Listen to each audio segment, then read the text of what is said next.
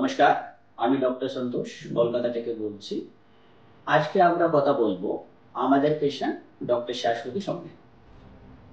আপনি প্রথমেবার আমাদের ক্লিনিকে কি প্রবলেম নিয়ে এসেছিলেন?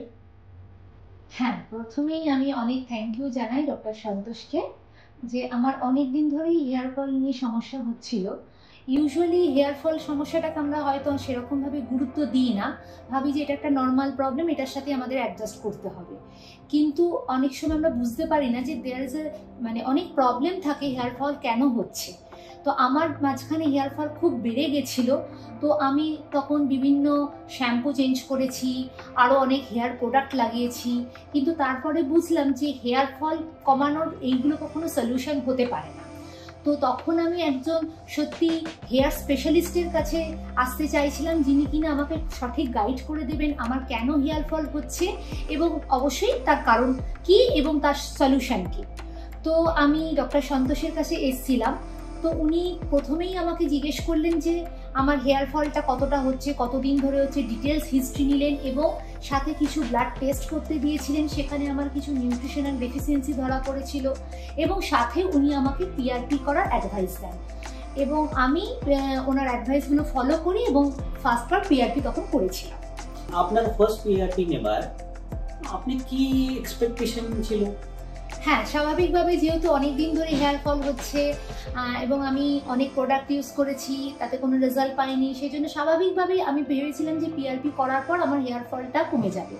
কিন্তু উনি এটাও সাথে বলেছিলেন যে এটা কোনো ম্যাজিক নয়, এটা একটা নর্মাল বডি ফিজিওলজি এবং পিআরপি একটা এরকম কিছু নয় যে একটা ম্যাজিক করে দিল, সেটা সঠিকভাবে কাজ করতে অ্যাটলিস্ট 2 থেকে 3 দিন সময় লাগবে। তো আমি হয়তো একটুখানি ডিপ্রেসড হয়ে গেছিলাম যে না, আমি যতটা এক্সপেক্ট করেছিলাম ততটা হচ্ছে না।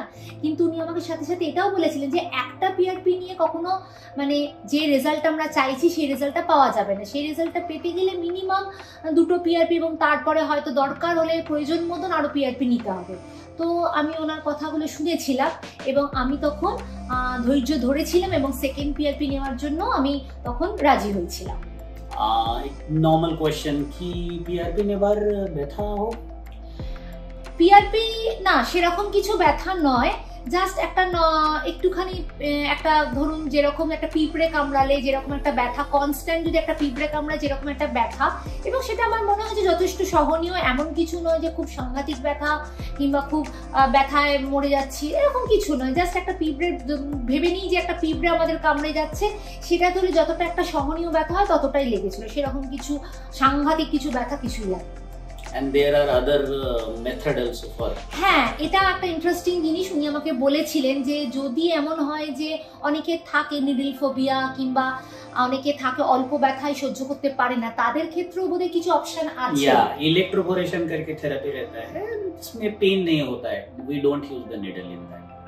হ্যাঁ, এই অপশনটা উনি আমাকে বলেছিলেন। যাই হোক, থ্যাঙ্কস গড আমাকে সেই অপশন করতে হয়নি, নর্মাল পিআরপি আমি সহ্য করতে পেরেছি এবং আমার মনে হয় যে ম্যাক্সিমাম লোকই সহ্য করতে পারবে, সেটা এমন কিছু ব্যাপার না। एक कंफ्यूजन था जीएफसी पीआरपी नॉर्मल। হ্যাঁ, আরেকটা ছিল যে প্রথমবার আমি যখন পিআরপি নিয়েছিলাম তখন আমি নর্মাল পিআরপি নিয়েছিলাম এবং তারপর উনি আমাকে সাজেস্ট করলেন যে এর পরের পিআরপি গুলো জিএফসি পিআরপি, এটা একটা স্পেশাল কাইন্ড অফ পিআরপি। তো আমাকে বললেন যে ওটা নিলে আমি আরো ভালো রেজাল্ট এবং আরো তাড়াতাড়ি রেজাল্ট পাবো। তো সেই হিসেবে আমি তার পরের পিআরপি গুলো জিএফসি পিআরপি নিয়েছি। সো এবার আপনি মেইনটেইন করার জন্য কি করছেন? হ্যাঁ, 2টো পিআরপি নেওয়ার পর উনি বলেছিলেন যে মেইনটেনেন্সের জন্য বছরে একটা কি দুটো জিএফসি পিআরপি আর নর্মাল পিআরপি হলে বোধহয় 3টে। হ্যাঁ, 3টে নিলেই দ্যাট ইজ এনাফ। তো আমি সেই রকম 2টো পিআরপির পর আজকে আমি এসছি মেইনটেনেন্স পিআরপি নিতে, যেটা কিনা দুটো থার্ড এটা পিআরপি। তো মেইনটেনেন্স পিআরপি নিতে এসছি। তো এক্সপেক্টেড যে আমার সেকেন্ড পিআরপি নেওয়ার পর আমার হেয়ার ফল অনেক কমে গেছে। এখন আমি এই যে আমার হেয়ার গ্রোথটা এবং হেয়ার থিকনেসটা মেনটেন করার জন্য আমি মেইনটেনেন্স পিআরপি নিচ্ছি। So thank you so much.